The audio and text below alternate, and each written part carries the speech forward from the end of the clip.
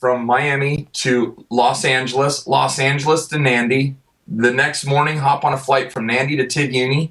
Then from Tivuni, you would go to the landing or just take a small boat and go from there out to Gamea. And the Fishers have an establishment called Lali Bay, which is a eastward-facing bay, beautiful. And they've taken many steps over the years to thwart something like this. Like they would go out and they would get these very large clams and bring it out to the deep water in front of their home and keep it there. Basically saying that if they ever needed food, they would have food there that they could go get. They also had it so that local poaching, that no one would ever take them and totally wipe them out. They always knew they would be in front of their establishment where they could take care of them.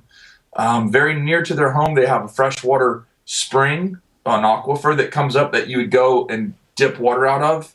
And they're some of the most, I don't even know the right word, but they can build and create anything. So between all the coconut and having fresh water, knowing that they have clams out front, if they live through the storm, I know that these people will be, they're gonna do fine, but they're gonna need supplies. That's why as soon as I heard the storm hit Gamea almost head on, I reached out to my YouTube channel, which I have some of the most amazing loyal subscribers you can imagine. I said, look, you guys, I'm gonna do what I can, but if you guys could donate $5, please. And we've raised about $3,500 on that.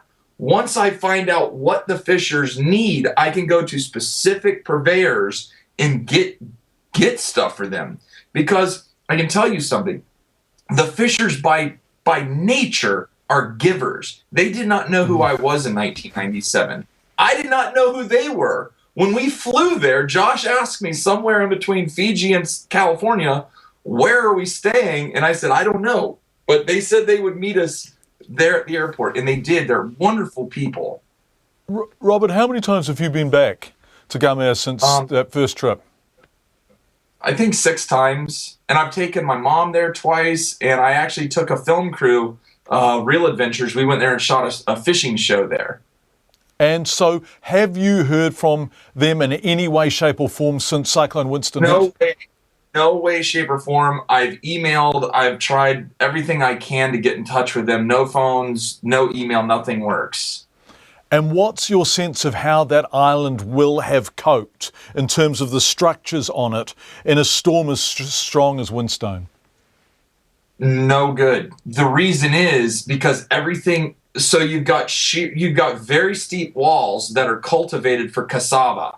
So you have tilled ground and very soft, fertile ground that's tilled.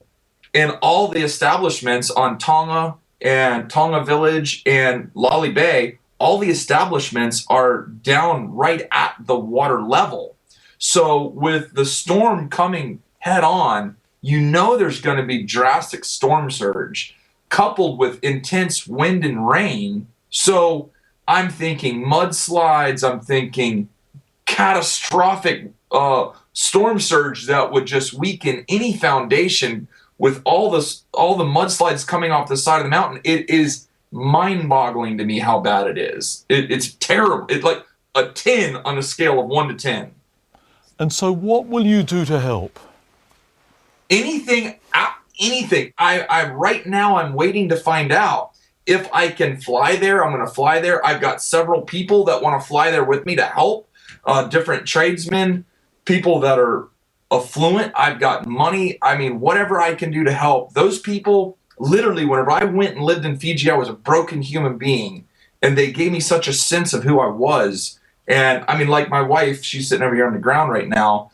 When we were having our first baby right now, if it would have been a boy, his name would have been Ropate. And Ropate is Robert in Fijian, just as a significance and an indication of how important Fiji is to me personally. So I'll do anything I can.